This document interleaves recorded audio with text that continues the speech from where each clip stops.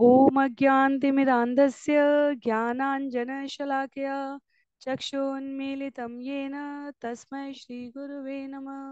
जय श्री कृष्ण चैतन्य प्रभु नित्यानंद श्री अद्वैत गदाधर श्रीवासादि गौर भक्तवृंद। हरे कृष्ण कृष्ण कृष्ण हरे हरे, हरे राम राम राम हरे हरे, हरे कृष्ण कृष्ण कृष्ण हरे हरे, हरे राम राम राम हरे हरे, हरे कृष्ण कृष्ण कृष्ण हरे हरे, हरे राम राम राम हरे हरे।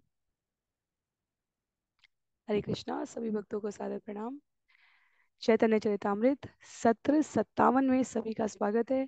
हम सभी कृष्णदास कविराज गोस्वामी द्वारा लिखित एवं भक्ति वेदांता स्वामी श्रील प्रभुपाद द्वारा तात्पर्य सहित विवेचित चैतन्य चरितामृत, जो आदि लीला, मध्य लीला एवं अंत लीला 3 भागों में वर्णित है, उसमें आदि लीला के प्रथम 17 अध्यायों को श्रवण करने के पश्चात वर्तमान में मध्य लीला अध्याय 1 की समाप्ति के उपरांत अध्याय 2 श्रवण कर रहे हैं। आज मध्य लीला अध्याय 2 भाग 2 है।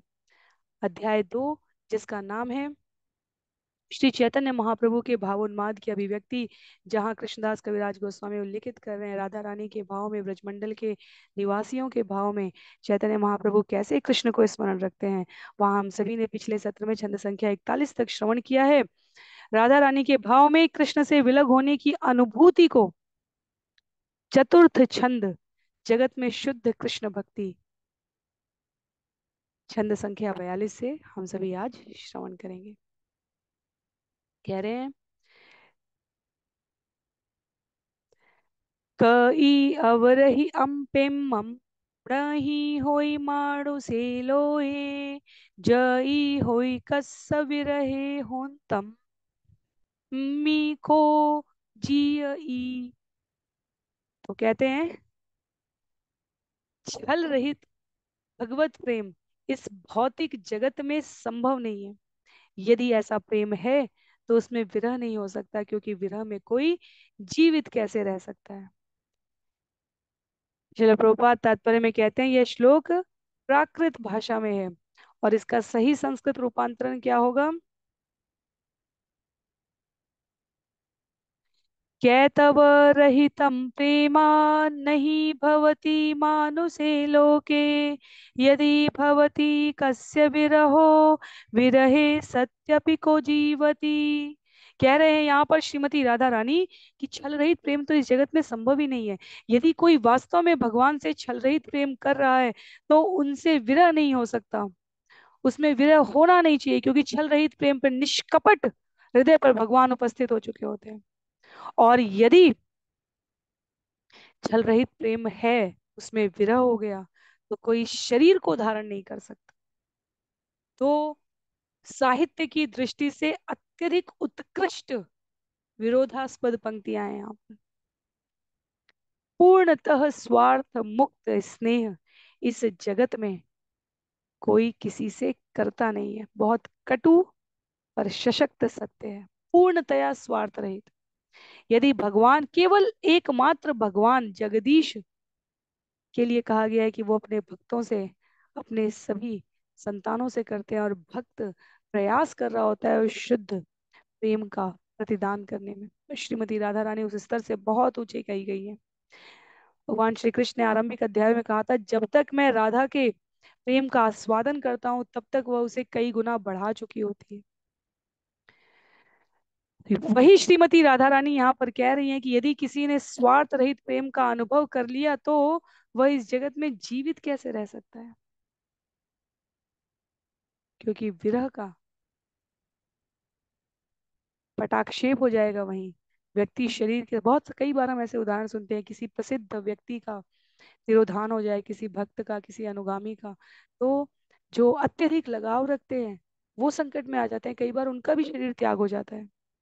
परिवार में ही किसी अत्यंत निकटस्थ का, कई बार माताएं नहीं संभाल पाती स्वयं को, कई बार प्रभु नहीं संभाल पाते स्वयं को। यदि किसी अत्यंत निकटस्थ, हृदय के बहुत करीब व्यक्ति का हमसे विरह हो जाए, अलगाव अलगाव हो जाए इस जगत से, लीला तिरोधान हो जाए। श्रीमती राधा रानी कहती हैं ऐसे शरीर कैसे रह पाएगा। कह रहे हैं अज्ञातव कृष्ण प्रेम ये न जाम्बू नद हेम से प्रेमा नृलोके न हय यदि हय तार योग न हय तबे वियोग वियोग है लके ह ना जिय। कहते हैं कृष्णदास, कृष्ण का शुद्ध प्रेम जाम्बू नदी से मिलने वाले सोने की तरह है, जो मानव समाज में नहीं पाया जाता। यदि यह होता तो इसमें वियोग नहीं होता, क्योंकि वियोग होने से कोई जीवित नहीं रह सकता। इतना उन्नत स्तर का स्नेह होता है। एतक ही शचि सुत श्लोके पढ़े अद्भुत सुने दुहे एक मन हैया आपन हृदय काज कही तेवा सिए लाज तबु कही लाज बीज खाइया। कह रहे हैं इस प्रकार कहते हुए श्रीमती शची माता के पुत्र ने एक दूसरा अद्भुत श्लोक सुनाया, जिसे रामानंद राय एवं स्वरूप दामोदर ने एकाग्र चित्त से सुना।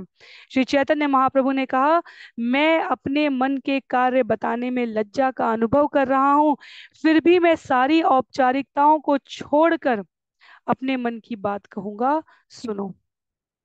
छंद संख्या 45 में कहते हैं,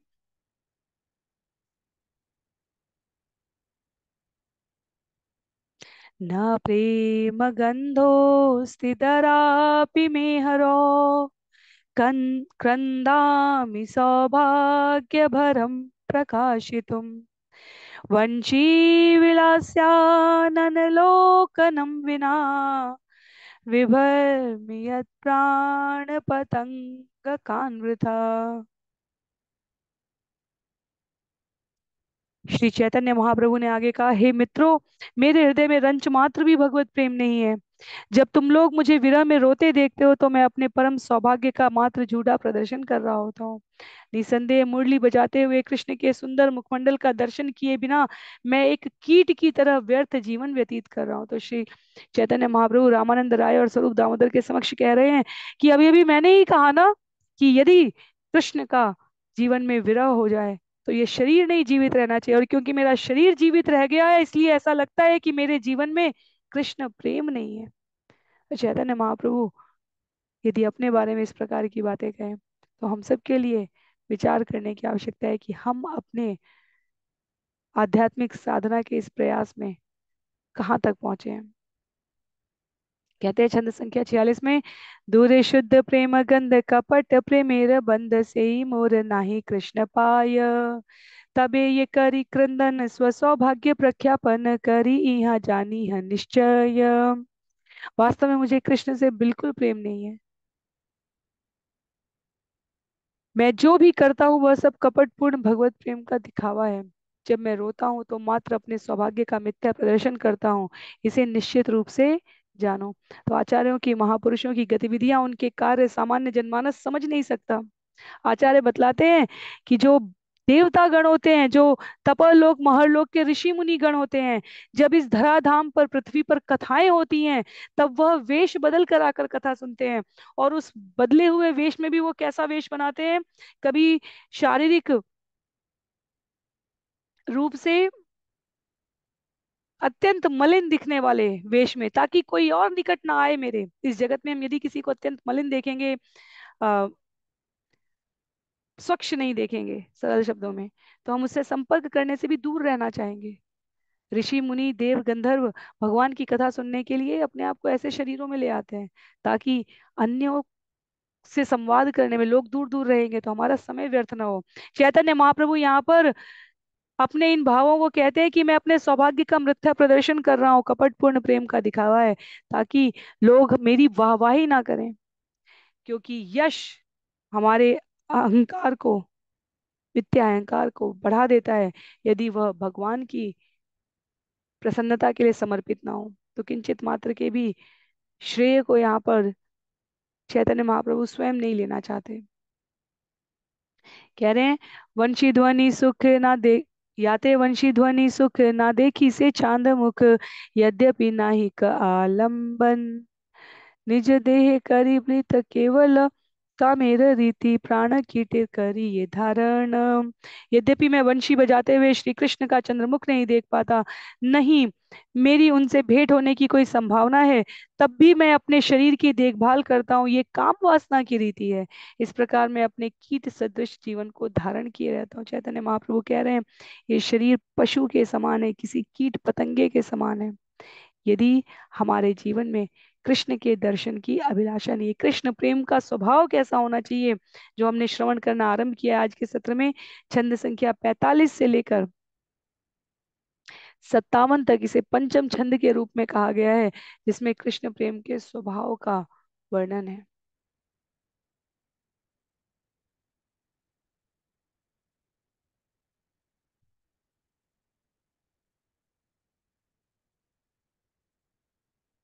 श्रील प्रभुपाद कहते हैं, श्रील भक्ति सिद्धांत सरस्वती ठाकुर का कहना है, परमेश्वर ही हमारा एकमात्र परम आश्रय है,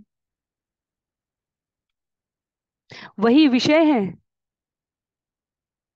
और जब विषय और आश्रय का मिलन होता है तो उसे आलंबन कहते हैं। हमने हरिनाम चिंतामणि पुस्तक में इसे श्रवण किया है। आश्रय सुनता है, विषय वंशी बजाता है। और जब आश्रय कृष्ण के मुखचंद्र को नहीं देख सकता तो वो आलंबन विहीन होने का संकेत है।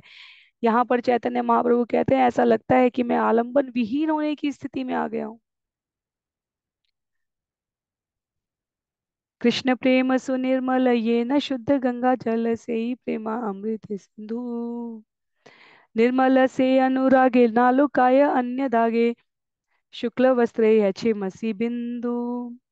कह रहे हैं कृष्ण प्रेम गंगा जल के समान अत्यंत शुद्ध है। ऐसा प्रेम अमृत का समुद्र है।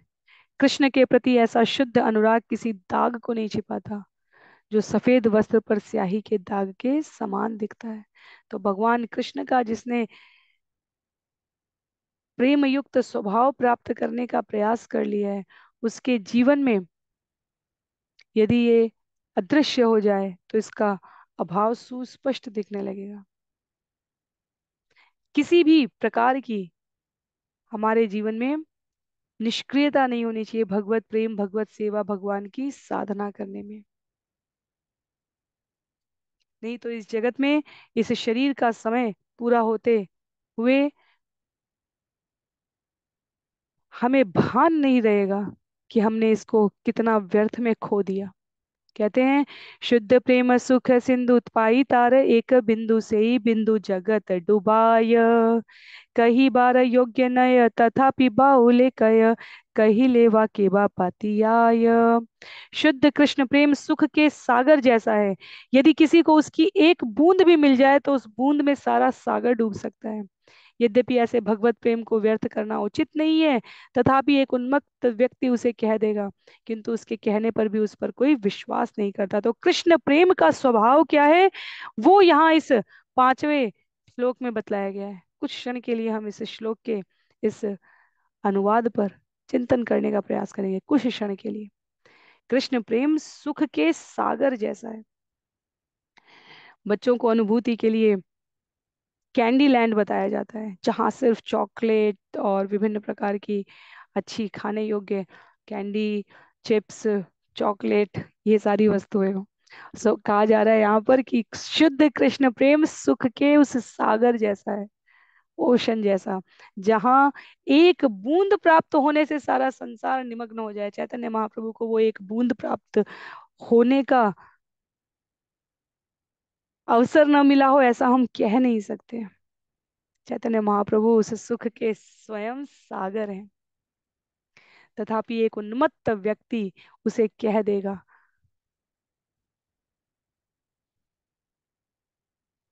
जब किसी को इस जगत में वो भगवत प्रेम प्राप्त हो जाए तो उसे कहना नहीं चाहिए, उसे अपने अंतःकरण में छिपा छिपा कर रखना चाहिए।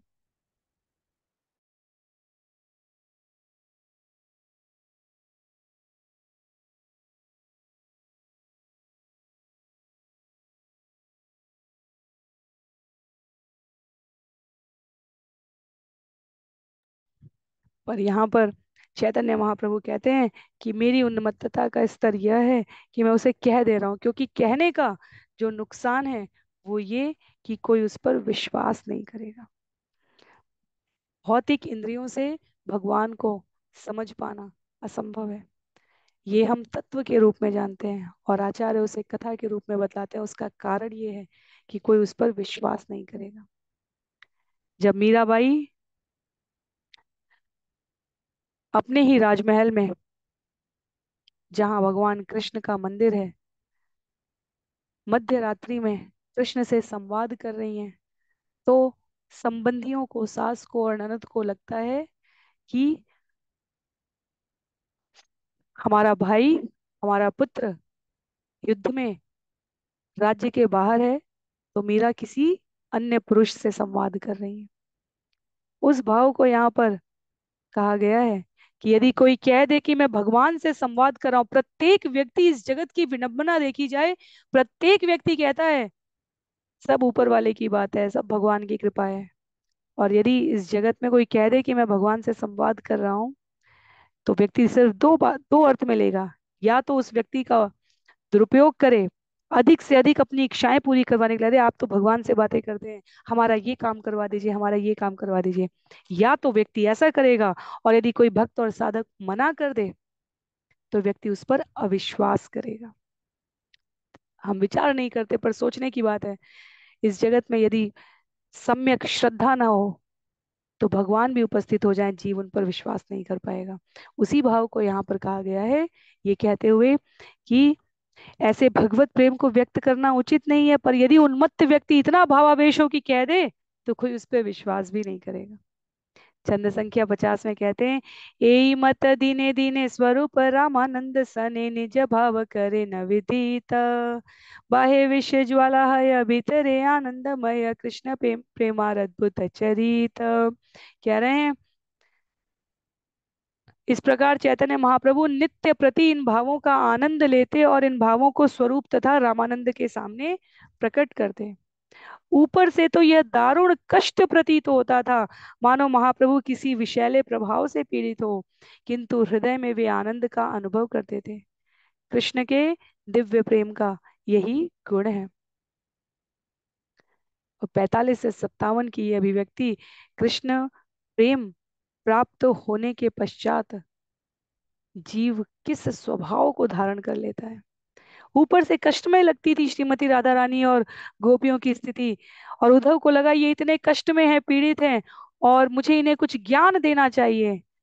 और तब गोपियों ने जिस सुखद अनुभूति का उल्लेख किया, वह उद्धव व्रज में रहकर अभ्यास करना चाहते थे।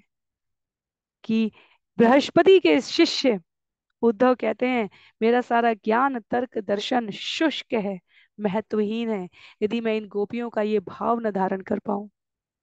एई प्रेमा आस्वादन तप्त इक्षु चर्वण मुख ज्वले नाया यत्यजन, सेई प्रेमा यार मने तार विक्रम सेई जाने विषामृत एके एकत्र मिलन।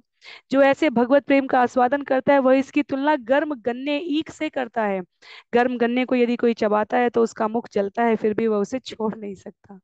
इसी प्रकार किसी में यदि लेश मात्र भी भगवत प्रेम हो, तो वह इसके सशक्त प्रभाव का अनुभव कर सकता है।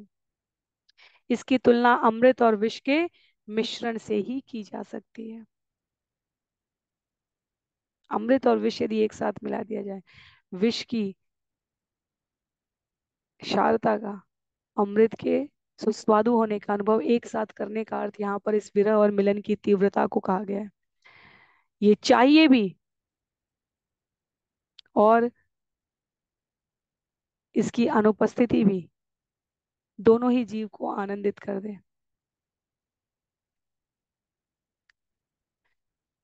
बहुत सरल अर्थ में यदि हम जानना चाहें कि हमारे भीतर इसको, क्योंकि यहाँ पंक्ति बहुत ही प्रभावशाली व्यक्त की गई है, कहा गया यदि लेश मात्र भी किसी के जीवन में भगवत प्रेम है, तो वो इसके सशक्त प्रभाव का अनुभव कर सकता है। तो व्यवहारिक रूप से हम यदि अपने जीवन में जानना चाहें कि हम अपनी भक्ति मार्ग पर अग्रसरित हो रहे हैं अपने स्वयं के अनुभव से, उसका एक लक्षण क्या है? भगवान के संबंध में सुनने को, भगवान के संबंध में कहने को, भगवान के संबंध में जानने को हमारी अभिलाषा दिन प्रतिदिन वर्धित हो रही हो, बढ़ रही हो। अध्याय 2 आरंभ हुआ मध्य लीला का, तो पूरा सुने बिना या पूरा कहे बिना हम स्वयं को रोक ना सके, ऐसा हम प्रयास करने का भी प्रयत्न कर रहे हो यदि, तो भी ये सुंदर है। कहते हैं आगे, पीड़ा भी नव काल कूट कटुता गर्भस्य निर्वासनो निस्यन्देन मुदां सुधा मधुरिमा अहंकार संकोचन प्रेमा सुंदरी नंदनंदन परो जागर्ति यस्यान्तरे ज्ञायन्ते स्फुटमस्य वक्रमधुरा तेनैव विक्रांतय। चैतन्य महाप्रभु ने कहा, हे सुंदरियों, यदि कोई भगवत प्रेम अर्थात नंद महाराज के पुत्र कृष्ण के प्रति प्रेम जागृत कर लेता है, तो उसके हृदय में इस प्रेम के कड़वे तथा मीठे सभी प्रभाव प्रकट होंगे। ऐसा भगवत प्रेम दो प्रकार से कार्य करता है। भगवत प्रेम का विषैला प्रभाव सर्प के ताजे तथा तीव्र विष को भी पराजित करने वाला है, तथापि उसी के साथ ऐसा दिव्य आनंद भी मिलता है जो अमृत के अहंकार को चूर करके उसके मान को घटा देता है। दूसरे शब्दों में, कृष्ण प्रेम इतना शक्तिशाली है कि वह सर्प के विषैले प्रभाव के साथ साथ सिर पर गिरने वाले अमृत से प्राप्त सुख को भी परास्त करने वाला होता है।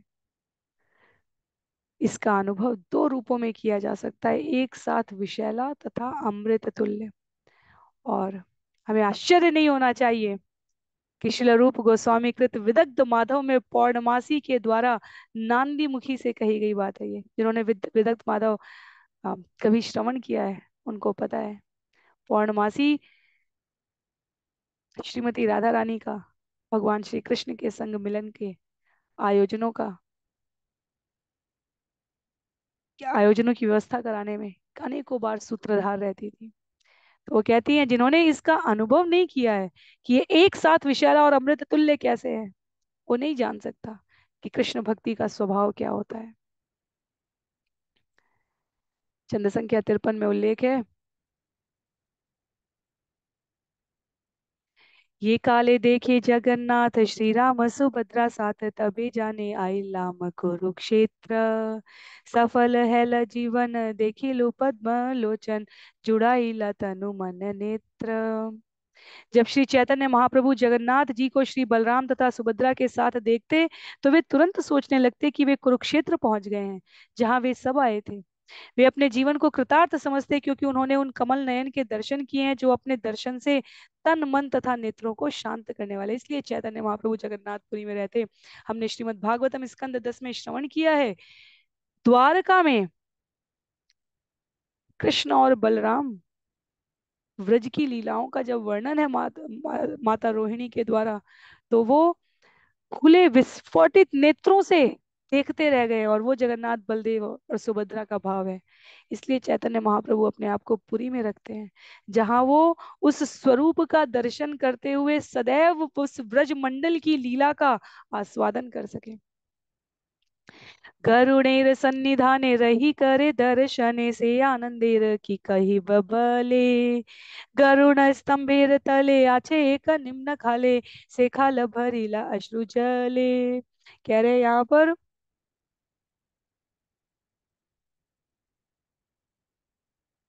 श्री चैतन्य महाप्रभु गरुड़ स्तंभ के पास खड़े रहकर भगवान जगन्नाथ का दर्शन करते थे। भला उस प्रेम के बल के विषय में क्या कहा जा सकता है कि उस गरुड़ स्तंभ के नीचे भूमि पर एक गहरी नाली थी जो उनके अश्रु जल से भर जाती थी। जगन्नाथ मंदिर के सामने श्रील प्रभुपाद लिखते हैं कि स्तंभ पर गरुड़ की प्रतिमा है, यह गरुड़ स्तंभ कहलाता है। और उस स्तंभ के नीचे से जो एक स्थान नाली के रूप में जाता है, वहां चैतन्य महाप्रभु के अश्रु से भर जाती थी। कहा है ते घरे आसी माटी र ऊपरे वासी नखे करे पृथ्वी लिखन हा कहा वृंदावन कहा गोपेंद्र नंदन कहा से वंशी वदन।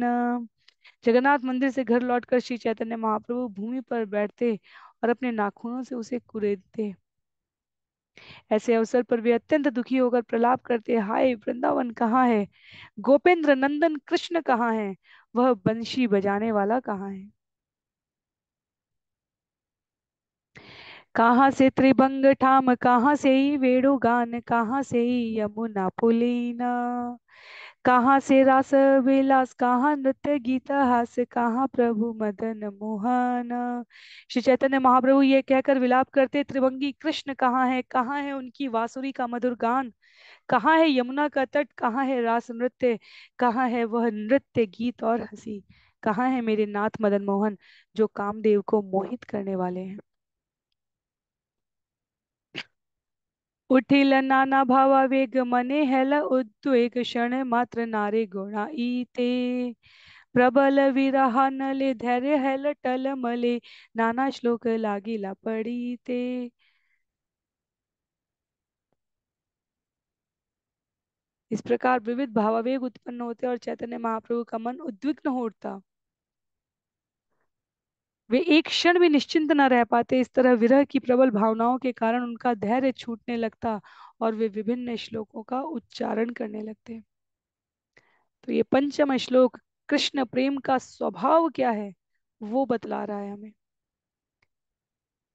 यहाँ छंद संख्या 58 से 71 तक जो विषय है वो षष्ठ, सप्तम और अष्टम छंद को कृष्ण प्रेम का स्वभाव जानने के पश्चात हमने श्रवण किया कि वो कई श्लोकों का उच्चारण करने लग जाते हैं। तो कृष्ण को देखने की जो आकुलता है, छठे, सातवें और आठवें श्लोक का यहाँ उदाहरण दिया जाएगा, जो चैतन्य महाप्रभु गा रहे होते थे जब वह राधा रानी के भाव में कृष्ण के विरह का अनुभव करते हैं। कह रहे हैं,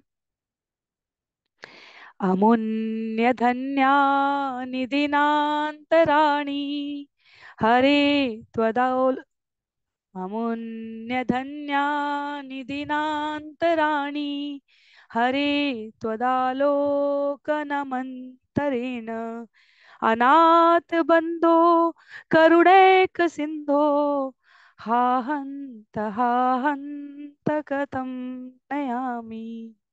हे प्रभु, हे पूर्ण पुरुषोत्तम भगवान, हे अनाथों के मित्र, आप एकमात्र कृपा के सागर हैं। चूंकि मैं आपसे मिल नहीं पाया इसलिए मेरे अशुभ दिन तथा रातें असह्य हो गई हैं। मैं समझ नहीं पा रहा कि मैं अपना समय किस तरह व्यतीत करूं।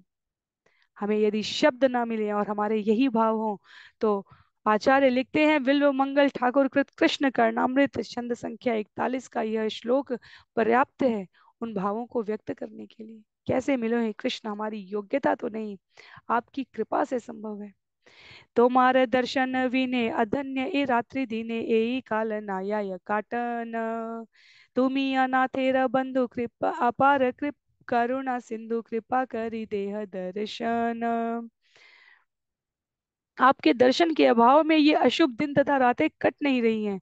समझ में नहीं आता कि ये समय कैसे काटा जाए, किंतु आप अनाथों के मित्र और करुणा के सागर हैं। कृपा करके अपना दर्शन दें, क्योंकि मैं बहुत संदिग्ध अवस्था में हूँ। उठिल भाव चापल मन हैल चंचल, भावे रगति बुझनायाय, अदर्शने पोंडे मन के मने पाव दर्शन, कृष्ण ठाई पूछे न उपाय।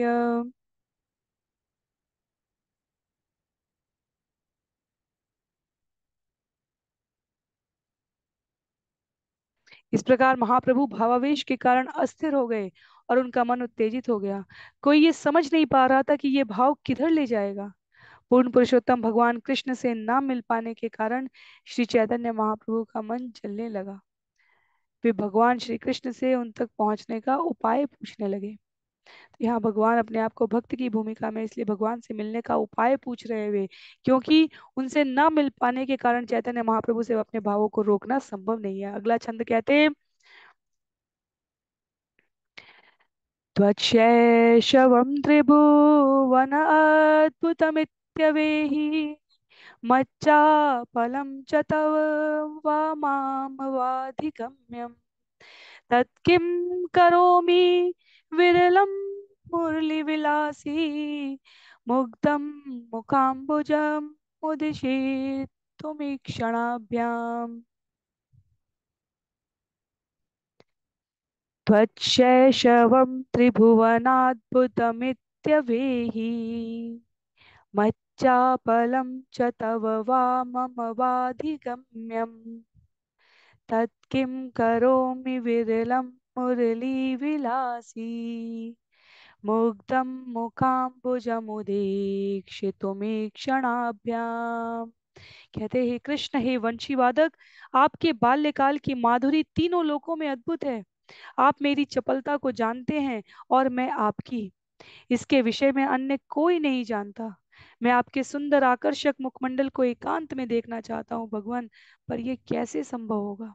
तो कृष्ण कर्णामृत का ये 32वां छंद है। इससे पहले हमने जो श्रवण किया वो 41वां छंद था, जो इस बात को व्यक्त करता है कि जो भी भाव चैतन्य महाप्रभु को इस समय उद्दीप्त है, वह विभिन्न शब्दों की श्रृंखला में व्यक्त कर रहे हैं। कह रहे हैं, तुम्हारा माधुरी बल ताते मोर चापल एई दुई तुमी आमी जानी कहा करो कहा या कहा गेले तुम पा ताहा मोरे कहत आपनी।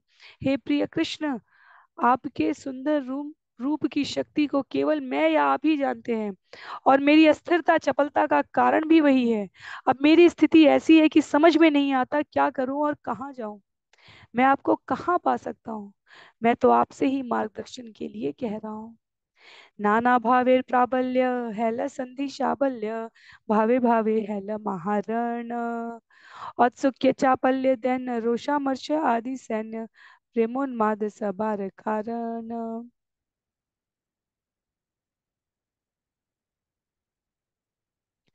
विभिन्न प्रकार के भावों के कारण मन में विरोधी दशाएं उत्पन्न होती, जिससे विभिन्न प्रकार के भावों में डटकर युद्ध होता था।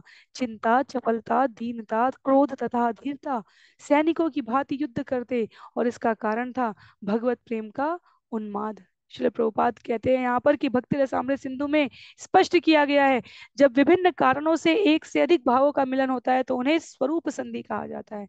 यहाँ पर गर्व, उदासी, धैर्य, उत्सुकता, दैन्य, स्मृति, संशय, अपमान जनित अधीरता, भय, निराशा, ये सभी भाव एक या अनेक रूपों में व्यक्त हो गए। वांछित वस्तु को देखने में होने वाला विलंब असमर्थता औत्सुक्य या उत्सुकता कहलाती है। जब ये उत्सुकता हृदय में अत्यंत उद्विग्न हो जाए तो कठिनाई से सांस लेने तथा अधीरता के लक्षण दिखने लग जाते हैं। जब प्रबल अनुरक्ति के कारण हृदय का हल्कापन या मन की प्रबल उत्तेजना हो जाए तो उसे चापल्य कहते हैं। अपमानित किए जाने या डांट खाने से अधीर मन की अवस्था को अमर्ष कहा गया है। अपराधपूर्ण तथा कुत्सित भाषा के प्रयोग को रोष कहा गया है। जब मनोदशा से शरीर में पसीना हो जाए, सिर दर्द होने लगे, शरीर का रंग उतर जाए, विवर्णता होने लग जाए, आक्रोश, घृणा, प्रताड़ना, ये सभी लक्षण एक से अधिक स्वरूप संधि में है। और चैतन्य महाप्रभु इन सभी एक से या एक से अधिक भावों से अपने आप को उद्विग्नता का अनुभव कर रहे हैं। यहाँ वर्णन करते हैं कृष्णदास, मत्त गज भाव गण प्रभु रति हक्षुवन गज युद्धे वने रतलन प्रभु रहल दिव्योन्माद तनु मने रव साध भावावेश करे संबोधन। महाप्रभु का शरीर उस गन्ने के खेत के समान था जिसमें भाव रूपी उन्मत्त हाथी प्रवेश कर गए हों। इन हाथियों में युद्ध होने से एक का सारा खेत नष्ट हो गया। इस तरह महाप्रभु के शरीर में दिव्य उन्माद का उदय हुआ और उन्हें मन तथा शरीर में निराशा का अनुभव होने लगा। ऐसी भाव दशा में वे इस प्रकार बोले, क्या बोले? हे देव हे दयित हे भुवनैक बंधो हे कृष्ण हे चपल हे करुणैक सिंधो हे नाथ हे रमन हे नयनाभिराम हा हा कदानु भवितासि पदम दशोर्मे। हे प्रभु, हे प्रियतमा, हे ब्रह्मांड के एकमात्र सखा, हे कृष्ण, हे चपल, हे करुणा सिंधु, हे स्वामी, हे मेरे भक्ता, हे मेरे नयनाभिराम, हाय आप मुझे अब पुनः कब दर्शन देंगे।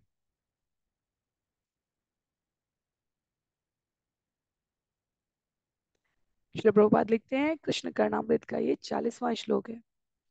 उन्मादेर लक्षण कराय कृष्ण स्फुरण भावावेशे उठय प्रणय मान सोलुट वचन रीति मान गर्व व्याज स्तुति, कबू निंदा कबू असम्मान।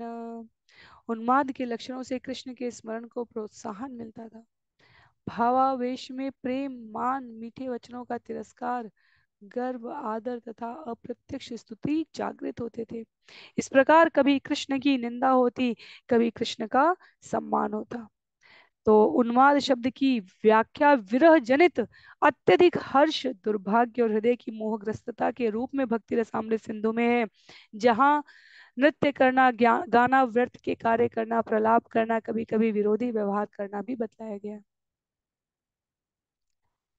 रूप गोस्वामी उज्जवल नीरमणि में मान शब्द की व्याख्या करते हुए कहते हैं, जब प्रेमी हार्दिक प्रेम भरे शब्दों के आदान प्रदान से अद्भुत मिठास का अनुभव करें, पर चालाकी द्वारा अपनी भावनाओं को छिपाना चाहें, तो मान का अनुभव होता है। श्रीमती राधा रानी मान भाव से जो चार घर, जहां ब्रह्मा जी के सिर चार ओर से भगवान राधा कृष्ण की लीला का दर्शन करना चाहते हैं, उसमें से एक स्थान व्रज में मानगढ़ कहा गया है।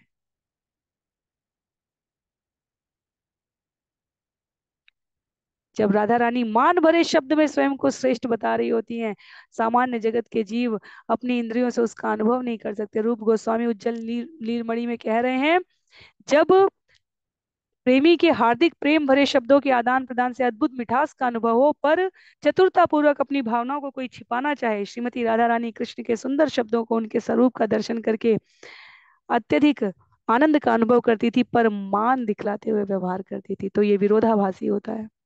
तुम्ही देव क्रीणारत भव नेर नारी यत ताहे कर अभिष्ट क्रीडन, तुम्ही मोर दयित मोरे वैस तुमार चित्त, मोर भाग्य कैले आगमन।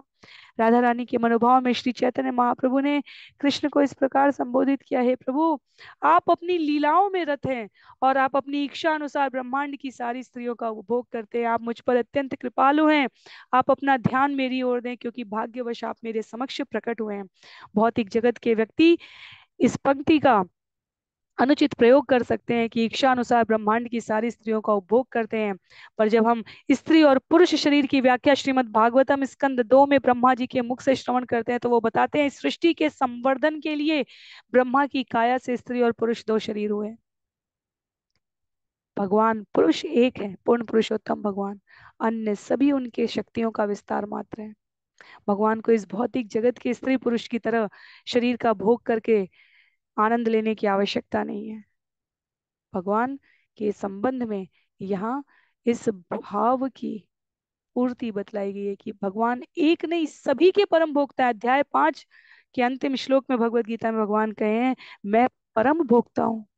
हम जीव के रूप में अनुकरण नहीं कर सकते, पुनः हमें स्मरण रखना है, हम सिर्फ अनुकरण कर सकते हैं।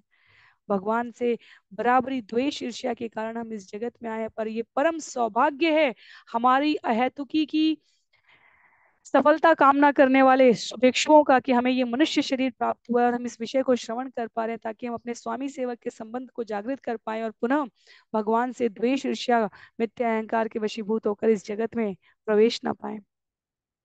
भुवनेर नारी गण सभा कर आकर्षण, ताहा कर सब समाधान, तुम्ही कृष्ण चित्त हर एचे को न पामर, तुम्हारे वाके बा करे मान। हे प्रभु, आप ब्रह्मांड की सारी स्त्रियों को आकृष्ट करते हैं और जब वे आती हैं तब आप उन सबका समाधान करते हैं। आप भगवान कृष्ण हैं और सबके चित्त को हरने वाले हैं, किंतु अंततः आप हैं लंपट ही, विलासी, भला आपका सम्मान कौन करेगा। तो ये मान वाली वो भाषा है। तोमार चपल मति एकत्र न हय स्थिति, ताते तोमार नाही किछु दोष, तुम्ही त करुणा सिंधु आमार पराण बंधु, तोमाय नाही मोर कबु रोष। एक प्रिय कृष्ण, आपका मन सदैव चंचल रहता है, आप एक स्थान पर नहीं रह सकते, किंतु इसमें आपका दोष नहीं है। आप तो करुणा के सागर हैं, मेरे प्राण प्रिय हैं, अतएव आपसे रुष्ट होने का कोई कारण नहीं है। तुम्ही नाथ व्रज प्राण व्रजेर कर परित्राण बहु कार्य नाही अवकाश। तुम्ही आम्हा रमण सुख दिते आगमन, ये तो मार वैदग्ध्य विलास। हे नाथ, आप वृंदावन के स्वामी तथा उसके प्राण हैं। कृपा करके वृंदावन के उद्धार का उपाय कीजिए।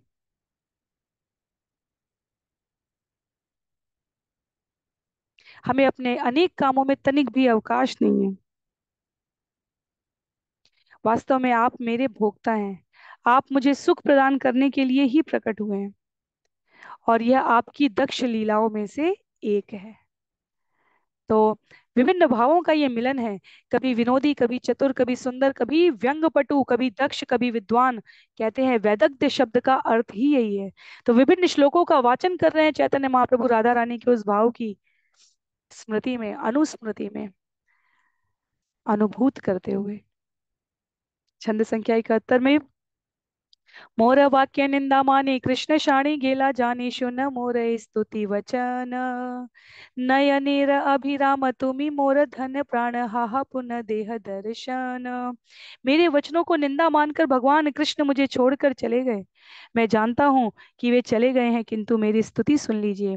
आप मेरे नेत्रों की तुष्टि हो, आप ही मेरे धन और जीवन हो। हाय, कृपया एक बार फिर मुझे अपना दर्शन दीजिए।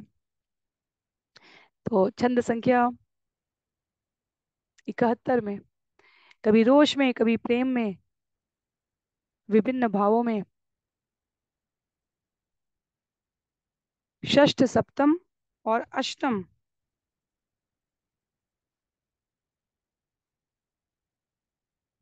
इन तीन छंदों में कृष्ण को देखने की आकुलता व्यक्त की गई है।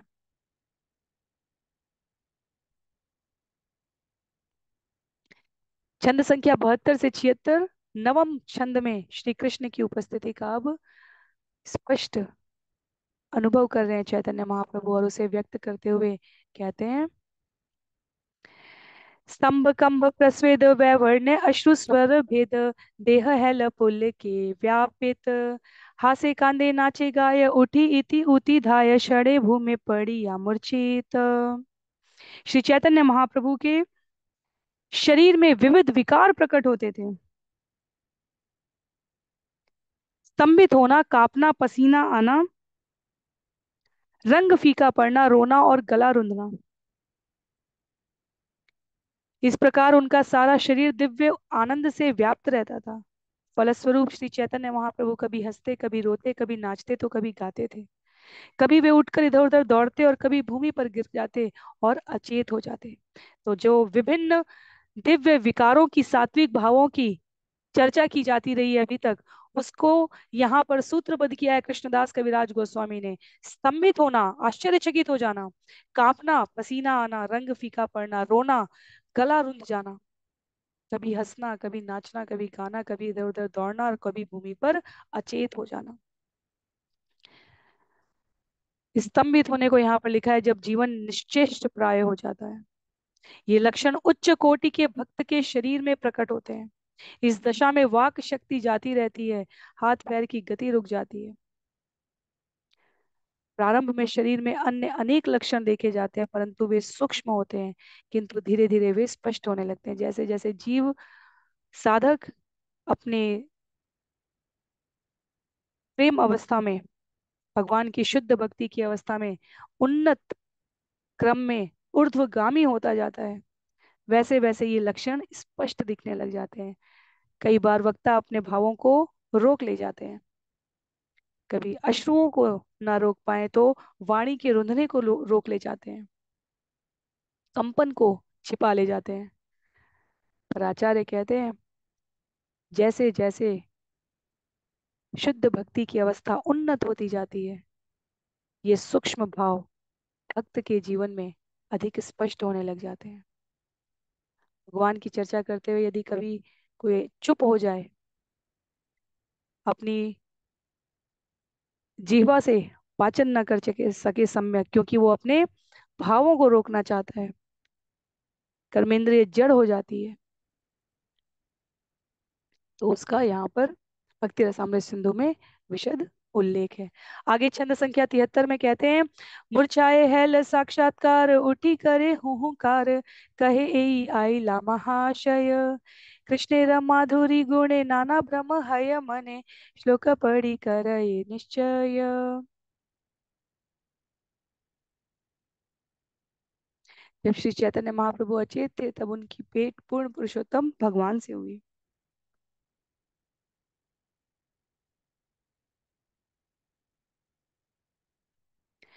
फलस्वरूप वे तुरंत उठकर जोर से हुंकार करने लगे और उन्होंने ऊंचे स्वर में घोषित किया, महापुरुष कृष्ण अब उपस्थित है। इस प्रकार कृष्ण के मधुर गुणों के कारण चैतन्य महाप्रभु को मन में तरह तरह के भ्रम होते थे। वे निम्नलिखित श्लोक को पढ़कर भगवान कृष्ण की उपस्थिति सुनिश्चित करते थे। तो जो नवम छंद में हम सभी यहाँ श्रवण कर रहे हैं अब, वह भगवान कृष्ण की उपस्थिति का अनुभव है।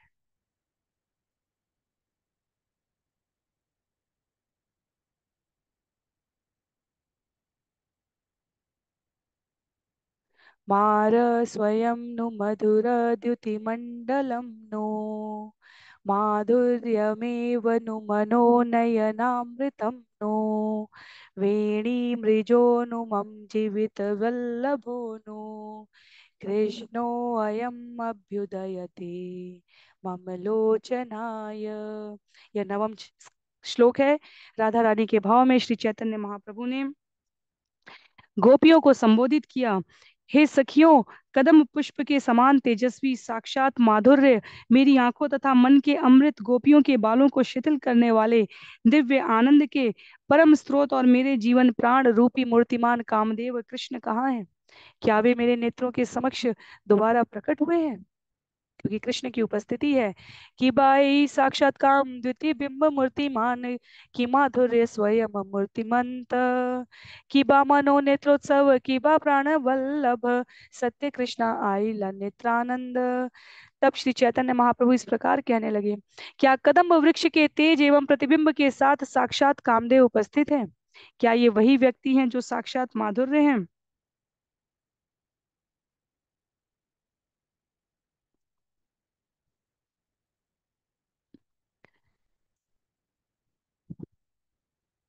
क्या वे वही व्यक्ति हैं जो साक्षात माधुर्य हैं, जो मेरी आंखों तथा मन के आनंद हैं, जो मेरे जीवन और प्राण हैं? क्या सचमुच कृष्ण मेरी आंखों के सामने आ गए हैं? गुरु नाना भाव गण शिष्य प्रभु तनु मन, नाना रीते सतत नाचाय, निर्वेद विषाद दैन्य चापल्य हर्ष धैर्य मन्यो, ए नृत्य प्रभु कालयाय।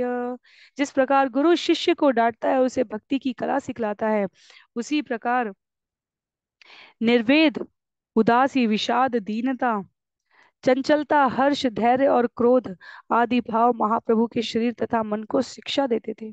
इस तरह श्री चैतन्य महाप्रभु अपना समय बिताते थे। चंडीदास विद्यापति राय नाटक गीति कर्णामृत श्री गीत गोविंद, स्वरूप रामानंद सने महाप्रभु रात्रि दीने गाय सुने परम आनंद।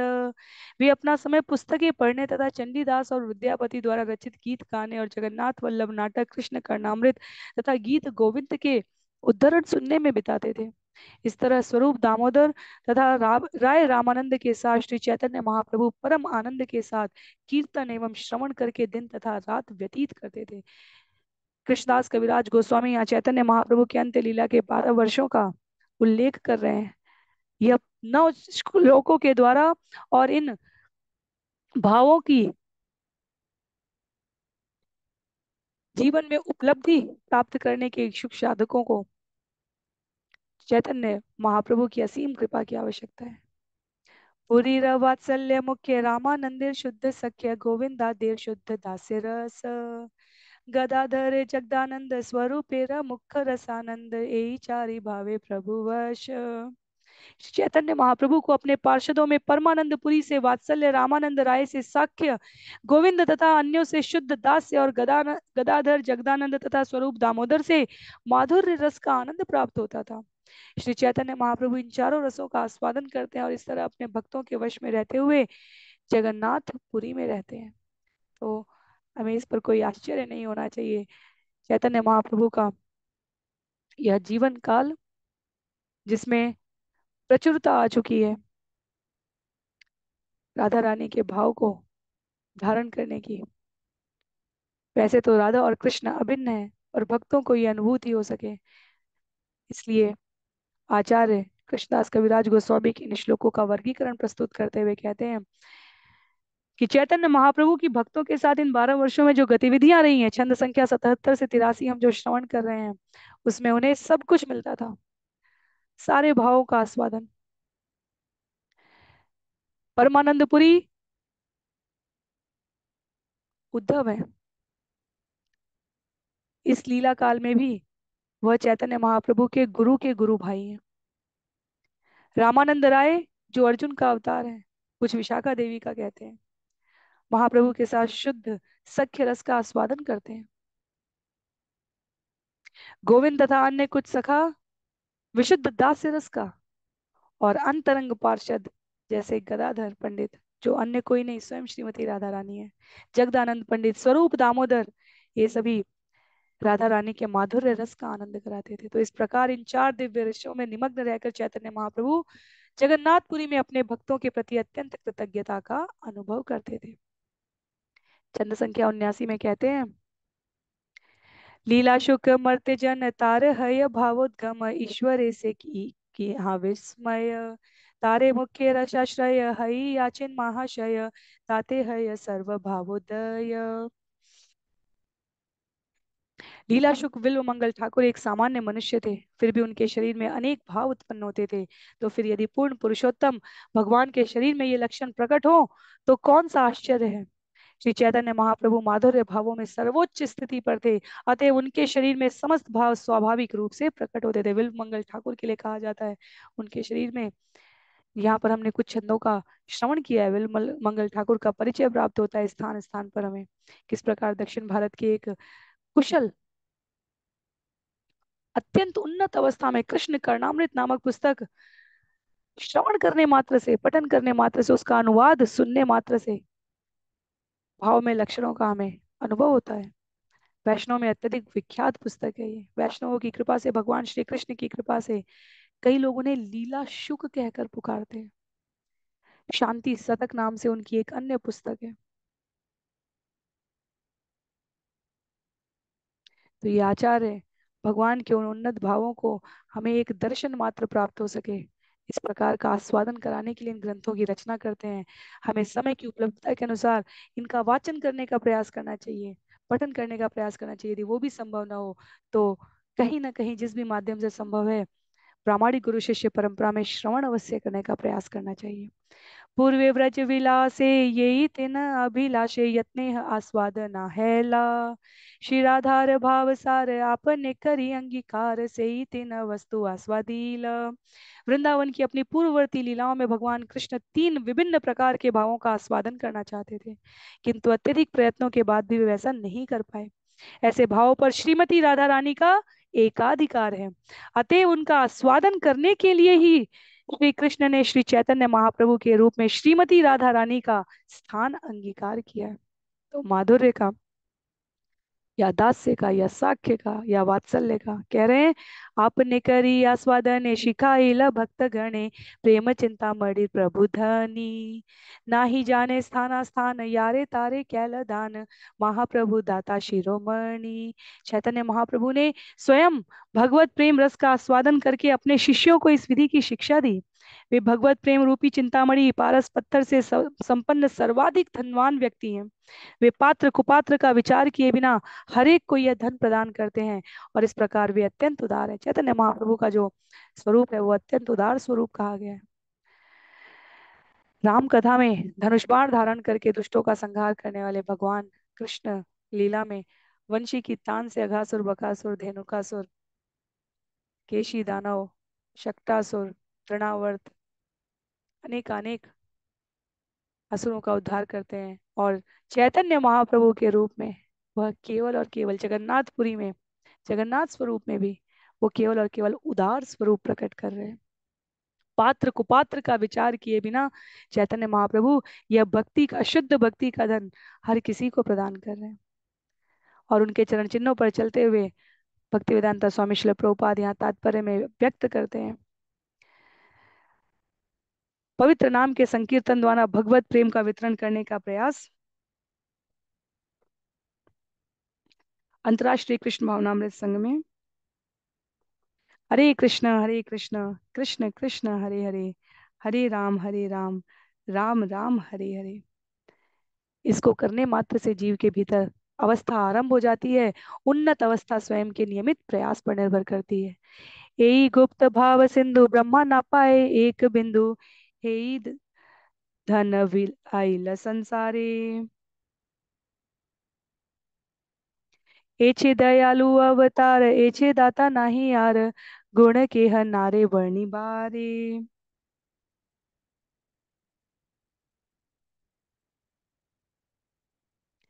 ब्रह्मा जी समेत कोई भी इस गुप्त भाव सिंधु की एक बूंद का भी पार नहीं पा सकता या आस्वादन नहीं कर सकता, किंतु श्री चैतन्य महाप्रभु ने अपनी अहेतुकी की कृपा से इस भगवत प्रेम को सारे विश्व में बांट दिया है।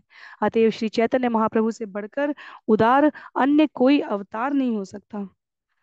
उनसे बड़ा दाता कोई नहीं है, भला उनके दिव्य गुणों का वर्णन कौन कर सकता है। कही बार कथा न है कही लेके है ना बुझे, ऐसे चित्र चैतन्य रंग, से बुझीते पारे चैतन्य कृपा यारे, हय तार दासानुदास संग। ऐसी कथाएं सार्वजनिक रूप से कहने के लिए नहीं है, क्योंकि ऐसा करने पर भी कोई उन्हें समझ नहीं पाएगा।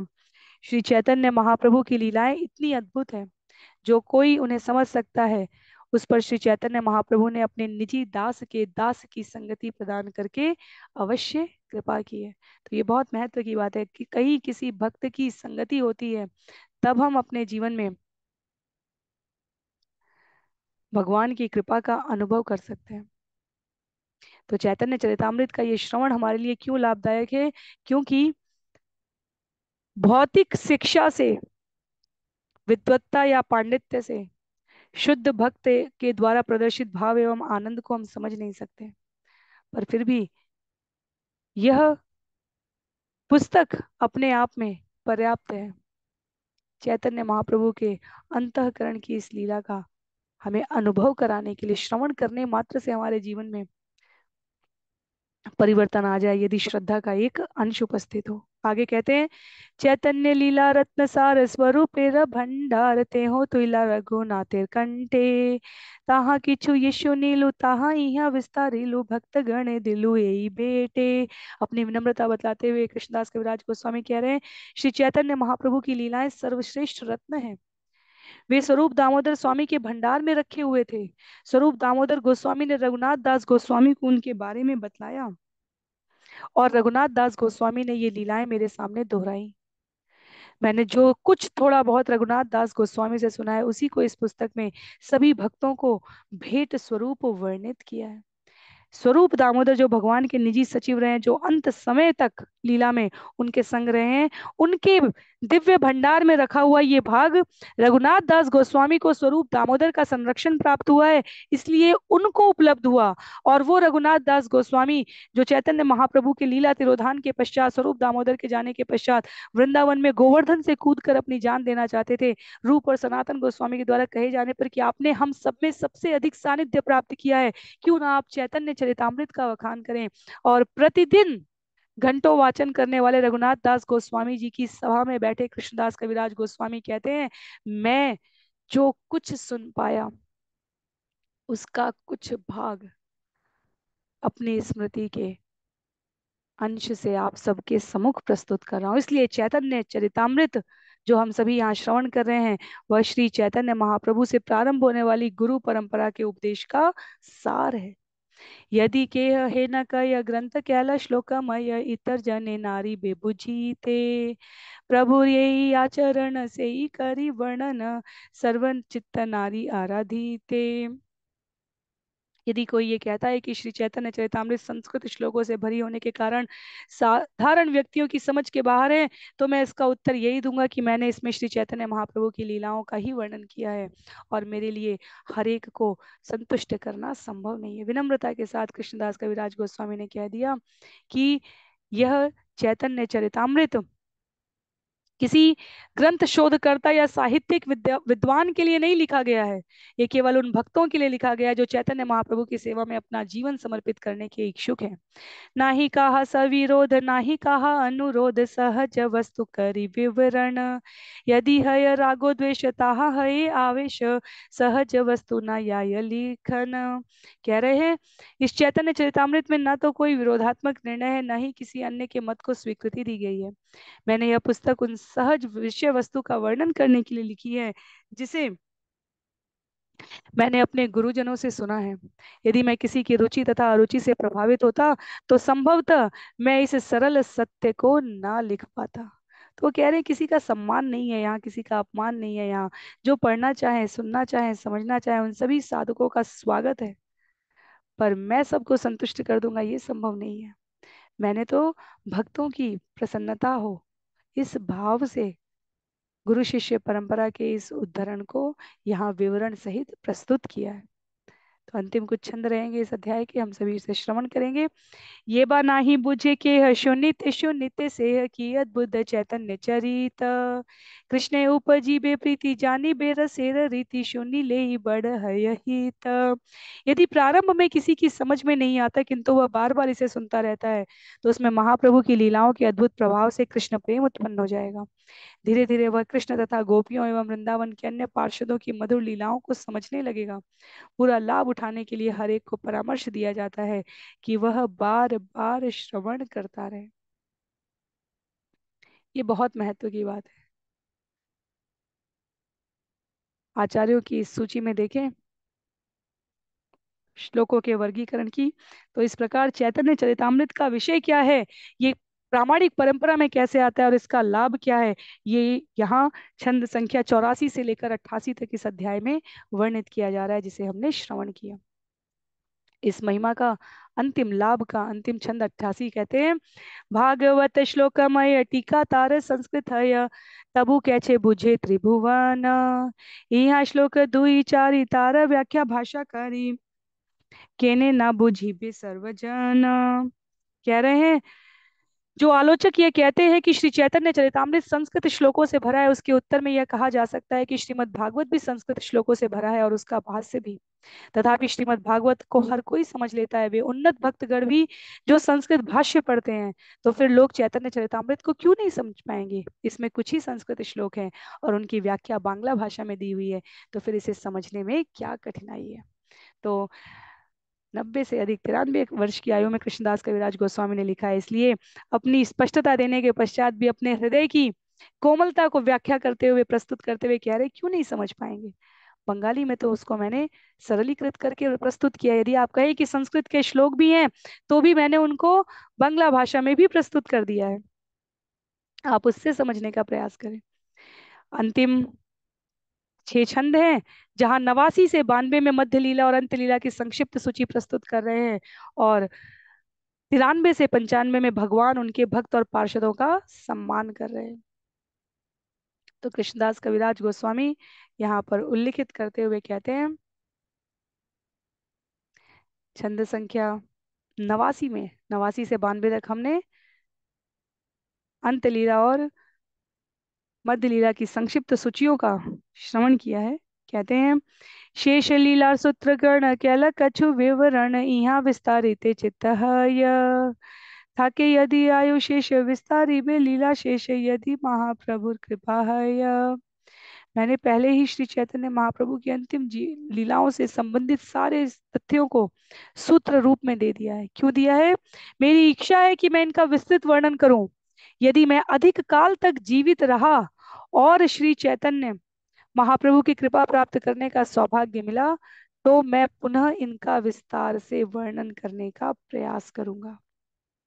आमी वृद्ध जरा तुर लिखित का पय कर, मने किछु स्मरण नाहय, ना देखिए नयने ना सुनिए श्रवणे, तबु लिखी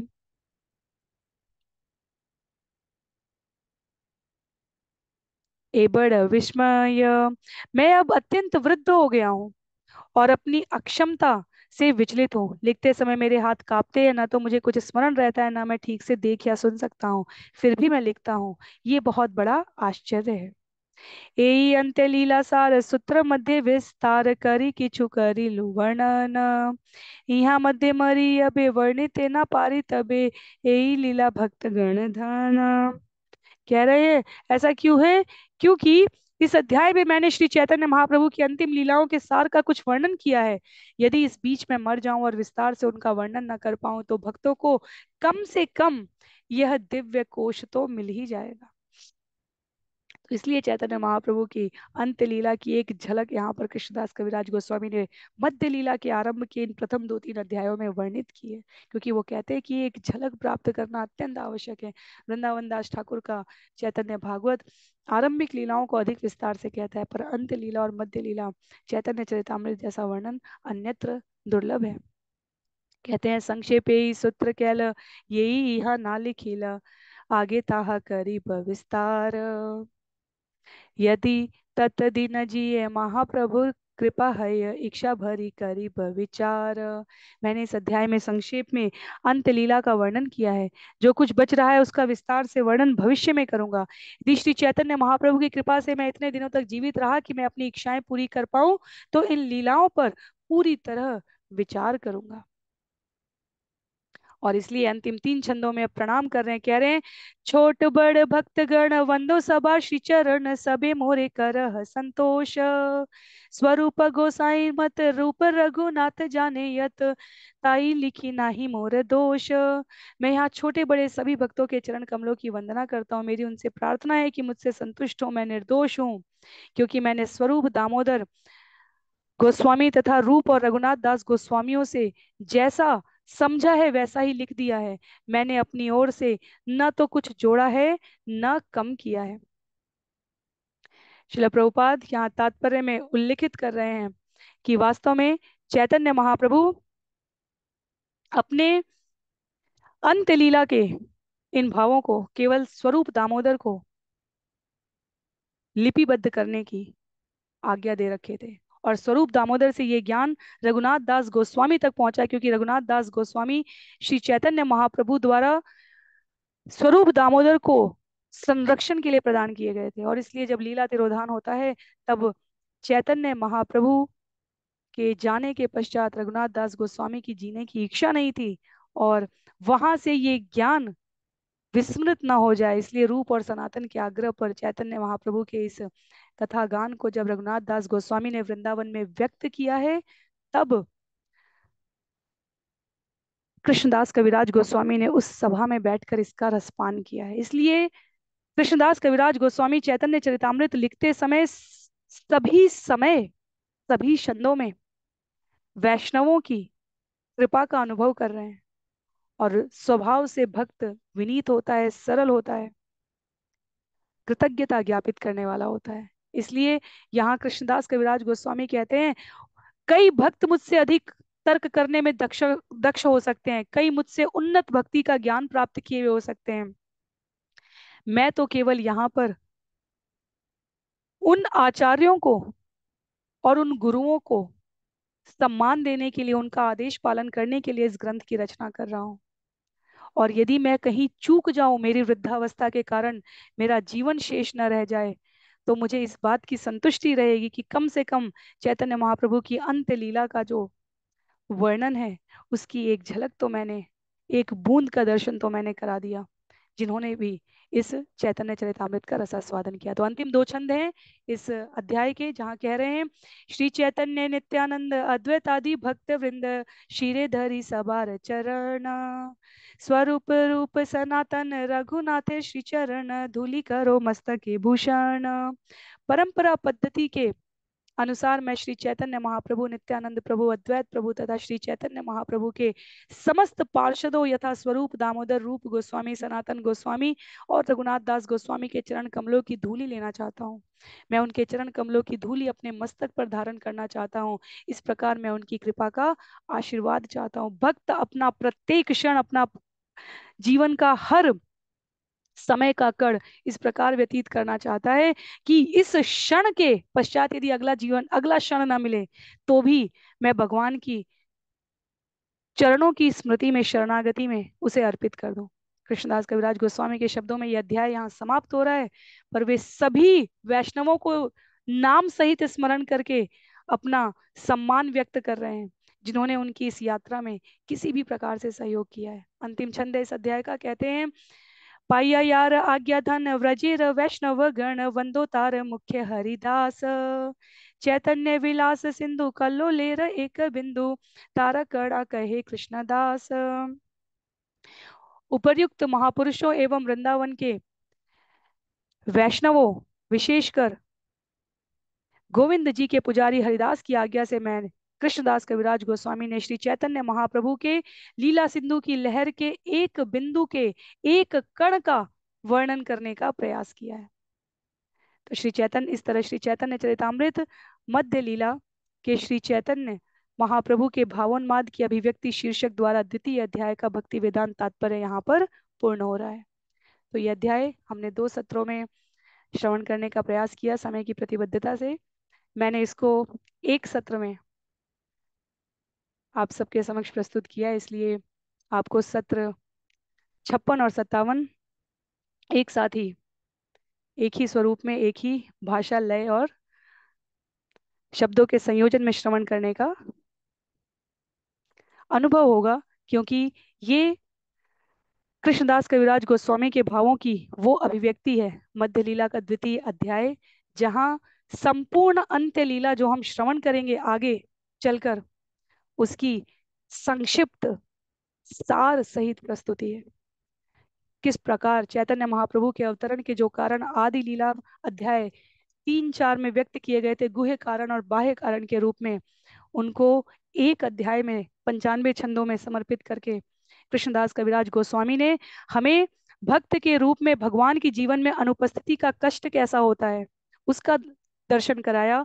इंद्रियों की पूर्णता कैसी है, शरीर प्राप्त होने के पश्चात इन इंद्रियों की पूर्णता कैसी है, कब है और कब किस रूप में हमें अनुभूत होनी चाहिए, उसका दर्शन कराया। कृष्ण को देखने की अभिलाषा रखने वाले भक्तों का जीवन कैसा सुंदर होता है, इसका अनुभव कराया। जगत में शुद्ध कृष्ण भक्ति कितनी दुर्लभ है, ये भाव समझाते हुए भी चैतन्य महाप्रभु के स्वरूप में उनके आगमन से हम इसका आस्वादन कर पाए, इसका दर्शन कराया। कृष्ण प्रेम में स्वभाव कैसा द्वापर युग में राधा रानी व्रजमंडल के प्रत्येक गोप ग्वाल बाल का था, इसका दर्शन कराया। और उनकी अनुपस्थिति में कैसी आकुलता व्याकुलता होती है, भक्ति रसामृत सिंधु के उन लक्षणों से, उन बिंदुओं से हमें श्रवण कराया। और अंत में कृष्ण की उपस्थिति का अनुभव करने पर जीव कैसी अवस्था में जीवन यापन करता है, उसको श्रवण किया। तो श्री गुरु महाराज के चरणों में, श्री गौरांग के चरणों में, चैतन्य महाप्रभु गौर हरि के चरणों में, कृष्णदास कविराज के चरणों में, और हम सबको ये ज्ञान सरलतम शब्दों में तात्पर्य सहित वर्णित करके उपलब्ध कराने वाले भक्ति वेदांता स्वामी श्रील प्रभुपाद के चरणों में समस्त वैष्णव कोटि भक्त वृंद के साथ नमन करते हुए हम प्रार्थना करेंगे कि हमारे जीवन में ये भाव निरंतरता के साथ हमें कृष्ण की शरणागति प्राप्त करने के लिए अग्रसरित कर सके। इसी के साथ आज ये अध्याय और ये सत्र दोनों समाप्त होते हैं। अगले सत्र में हम सभी मध्य लीला अध्याय 3 श्रवण करने का प्रयास करेंगे। अब जो कुछ भी कृष्णदास कविराज गोस्वामी ने पात्रों का नाम और कथाओं का नाम कहा है वो कथा रूप में आएगा। तो साक्षी गोपाल की कथाएं और ये सभी वर्णन हम सभी अगले सत्रों में श्रवण करेंगे। सभी को बहुत बहुत आभार।